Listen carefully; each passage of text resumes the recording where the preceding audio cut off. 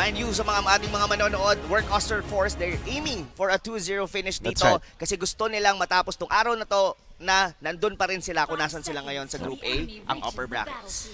And that starts dito syempre sa game number 1 ng LPE versus Work Oster Force. It's Rafaela plus Granger para sa LPE. Samantala, ito namang Work Oster Force going for the Yisen Shin na bihira matalo.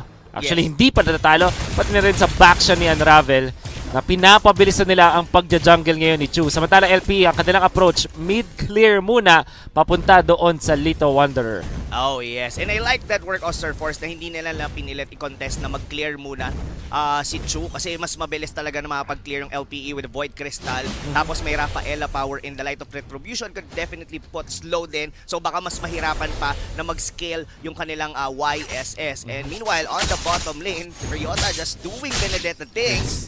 So, well, kailangan lang hindi mag-react dito si Kosei.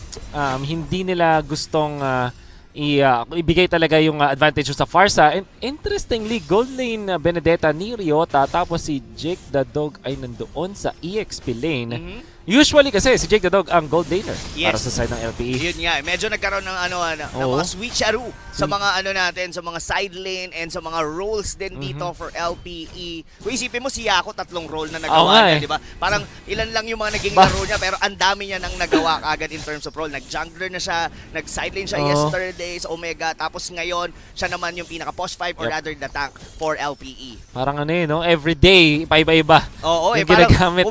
Kumbaga pag nagising si Kuya Yako, Coach Ito yung feeling ko.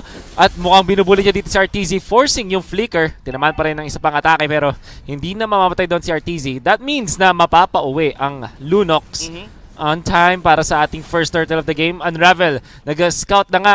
Trying to contest si Jake the Dog pero nakabang si Aspect at yun na nga ginamitan ng Rhapsody. Mapapahamak pa si Unravel na level 2 pa lang. Mukhang gano'n na kayo mangyari. First blood goes in favor of LPE.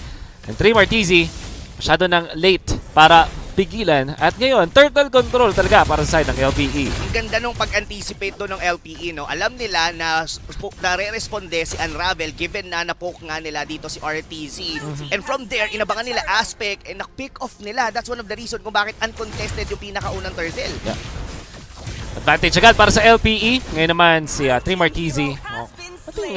Ras lang, but there will be a kill. Gusto yata kumatest ni Yako, kaso level 4 na si RTZ. Sa ngayon, may heal ng konti. Ginamit ay Brilliance ng Lunox. In comes Chu. Papanish pa sila si Ryota. Ryota will get a kill on the Lunox. Ito naman si Aspect, nag-Rhapsody. Pincer maneuver mula kay Jake the Dog para i-trap si Unravel. At yan na ang double kill para kay Ryota. Pangatlong kill in total para sa LPE. Wow, ang ganda ng pagpunta doon ni Ryota. Helping his teammates, pero namatay na naman ulit si Chu, Timo. damage! Hinarangan nga lang din Kosei. Hinabol pa rin with the dash ni Aspect. Nakakuha ng kill. Mukhang dadalawa pa. Buti na lang may wings by wings si Kosei. And Bimo, kakabuhay pa lang pero namatay na. Kaso, turnaround para kay Aspect. Yes, turn around and buti na lang pwedeng i-body block ni Kosei kung hindi namatay din yung jungler doon ng Work Oster Force. Pero yung ikot, no, yung one of the reason kung bakit ang ganda ng isang Benedetta pag nagka-cut ka ng lanes is mas mauuna kang pumunta sa mga kakampi mo. So naka-double kill doon si Ryota at late dumating si Kosei kasi kailangan niya pang patayin muna yung minion wave sa bottom lane. That's about right. Also means na yung Torre ay magtitake talaga ng damage sa ngayon. Mahirap kapag naubusan ng outer turret energy shields. Contesto mula kay Ryota na kunin kill kay Kosei. Pinonish yung Feather Dare Strike at makakatakbo pa. Ginamit na nga yung Eye for an Eye para tangkihin yung last tower attack ng turret. And that means LPE bigla na namang magkakakontrol dito sa early game. What is happening, Wolf? LPE, a different kind of animal in this game number 1 against Work Oster Force. Parang on point palagi yung mga possession nila. Parang iba yung pinapakita nila ngayon. I mean, given na kahit ano pang mangyari dito, hindi magbabago ang possession mo. Pero gusto nilang, sabihin na natin with the swag, for this, at least for this series. Wow. Nakakuha pa ng Torre sa may bot lane. With bago pa mag 5 minutes, so naubos na yung after third and shields. Chu, being contested, inabot ni Ryota. Mas marami siyang dash sa ngayon pero may cyclone na. Kaso nandito na si Aspect at may kill pa mula kay Yaku. Turtle control para sa LPE as they have taken down the jungler of Work. Ryota, mapapunish ba? Mukhang hindi. Sobrang daming dash, may healing pa. 3 Martizi, bumapalag. Kaso binibigyan na rin ng LPE. No need for a third dive. Dahil patay na nila yung Pakito. Isusunod na rin si Unravel and that's a double kill para kay Aspect. Hindi pa tapos si Ryota. Nasa top, tas biglang nasa mid at ngayon buhay pa. Ang daming nangyayari doon, Wolf. Simulan natin doon sa pag-pick off kay Chu. Wala na rin talaga siyang takas doon dahil pag traceless niya doon sa may bakod, sa may pader, naka-ready na yung Holy Baptism doon ni Yaku. And from that position, kinuha ni Aspect yung turtle ng mag-isa habang hinahabol ng tatlong members ng LPE, si Trimar doon sa ilalim ng Torre and Unravel na nakuha rin nila on the process. Ganun kadami ang nakuhang objective ng LPE as early as 5 minutes nitong laro na to. 8-2 ang score natin. And in fact, lamang ng halos 5,000 ang LPE. And that's a lot. Work Oster Force, halos lahat ng games na kanilang ipinapanalo ay dahil sa kanilang early game control. But it seems like LPE are showing different style and Aspect really waking up. Mukhang napaganda pa yung counting break ni Aspect. 4-0 and 2 with this Granger. Indeed. And ito nga yung sinabi, mala-anime nga yung galawan dito ni Aspect. Yung nagpabugbog lang muna sa una, tapos ngayon talaga lalabas na yung bida. Oh no, LPE. Grabe si Ryota.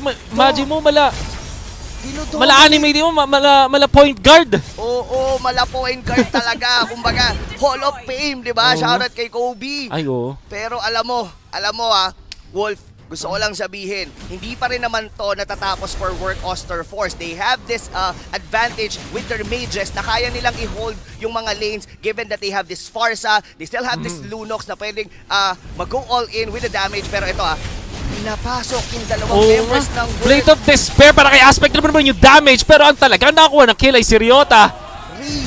Ryota from the fan yesterday. Siya na ngayon yung Benedetta. Look at this. Parang ito yata talaga yung calling niya, yung mga assassin. Oo, yung mga malilikot. At imagine mo gumagawa siya ng play sa bottom lane, inaapat siya ng ward pero di siya napapatay. Tapos gumawa ulit siya play sa top lane. Turtle pa ang makukuha ng LPE at 7 minutes. That's 3 turtles out of the 3. Sabay kuha pa ng invasion dito sa jungle. Nandito si Kose gumamit ng Feathered Airstrike. Mapapasama pa yata. Tumakas na lang as Yaku was contested by RTZ. RTZ is level 8 pero mukhang bibigyan na siya ng LPE. Nakakatakbo ba? Hindi. Aspects makes it sure at dahil dyan makakuha pa sila ng purple buff.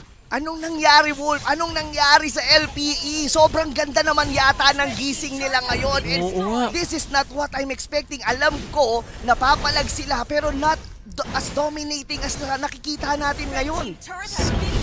Domination. That's 27,000 compared sa 19,000.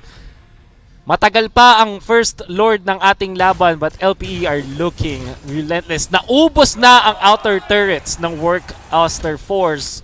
Oh no, this is looking very grim para sa side ng Work Oster Force but we're not gonna count them out, mga kaibigan. Kasi napunta na sa mga ganitong klase ng scenario ang Work Oster Force wherein na-turn around nila.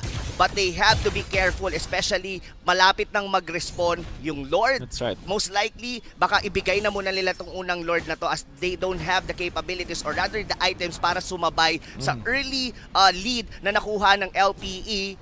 But we have to see, dahil ang LPE, parang ang ginagawa nila, minsan fini-fake nila yung isang objective tapos pinapasok nila sa ilalim na ng Torre given na sobrang kunat na rin dito ni Jake the Dog.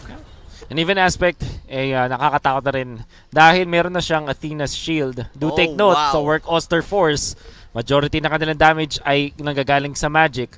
Dahil si Chu ay nagsastruggle 0-2 and 1, hindi pa ganun ka-reliable ang physical damage output ng Work Oster Force. Tapos kinukuhaan pa siya ng buff ni Aspect. Equilibrium in terms dahil pag nagsabay-sabay yun, most likely mababasagan sila ng base turrets. In fact, maganda naman yung defense ng Work Oster Force. Meron silang Farsa, may Lunox. So, in a way, hindi din naman mauubusan ng Torre agad ang Work Oster Force. Especially dahil sa First Lord ay mas mahina na compared sa previous patches at wala din siyang talon pa. Yes, and look at that. Wolf, sinubukan ni Chu na baka magkaroon ng Lucky Mountain Shocker doon sa Lord. Hindi posible yun kasi kahit ako mismo, ilang beses na akong nakukuha I know. ng mga objective. Hindi lang Lord, Oh, kahit yung mga mga buff, diba? Alam mo yung papaluin mo na lang biglang nag-ultimate si YSS, diba? So yeah, good attempt. Pero it didn't happen kasi since Aspect had the great, well, actually hindi na nga ni Retri eh. Ganon sila ka-confident na makukuha nila yon. Yep. Unravel forced to use the Dominance Ice 10 minutes in. At nakikita din natin ang Work Oster Force na lugi when it comes to the items dahil 10,000 or even more ang lamang ng LPE. Looking at the items right now, COD pa lang para sa Lunox. May Lightning Truncheon at COD naman na ang Farsa. Pero itong si Chu with the Blade of Despair and the Machete pa lang. Depensa mula doon kay Kosei, kaso binigyan push na agad siya! Damage output ni Aspect ay sobrang taas na at mapupush pa nila yung mid lane turret. Nasa third turret na makukuha ng LPE sa top at sa may mid lane. At ginaw nila si Unravel dito.